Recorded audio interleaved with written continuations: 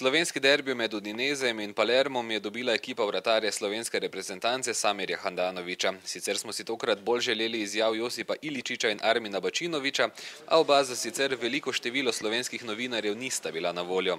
Zmaga Udinezeja z 2:1 pa je očitno dobro dela Handanoviću, ki je po doping kontroli Prešernu odgovarjal. Slovenski derbi, drugače pa običajno, ja. Koliko ponavadi dež pada v Udinah, mi navajeni, igrali smo koga treba in zmagali, to je to. Mislim, da gremo v pravo smer, gremo naprej.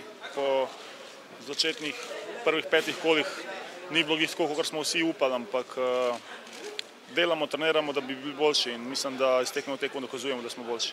Bili smo vsi trije na dopingu, tako da smo imeli 40 minut časa, da se pogovorimo, tako da smo govorili o tekmi, malo vseh stvareh, tako da nič kaj takega. Večina Slovencev je tokrat navijala za Palermom, kar pa slovenskega vratarja ni motilo. Ja, ni problema. Meni navijači ne motijo, tako da čim več jih je, to boljše. Samir jasno dobro pozna oba Slovenca iz Palerma, to je njegovemu klubu tudi več kot očitno pomagalo. V Italiji je nasploh se pripravljaš na nasprotno ekipo in ko smo jih gledali, smo tudi se pogovarjali o njima in v bistvu predvsem o Iličiću in Pastoreju so njihova dva glavna igralca, ampak to je ekipa, če jim pustiš igrati, igrajo, ampak mi danes nismo pustili, smo mi v bistvu nadzirali tekmo, v bistvu oni niso imeli kakšne prave priložnosti, ker smo jih že na njihovi polovici v bistvu stavljali akcije ali pa prekinili napad.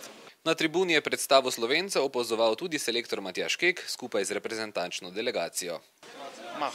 Zame to zdaj, a je selektor na tribuni ali ni, to zame ne igra nobene vloge. Vsak ve, kaj mora delati na terenu in on je verjetno prišel gledati, da vidi, da ima 3 igralce na igrišču in to je to.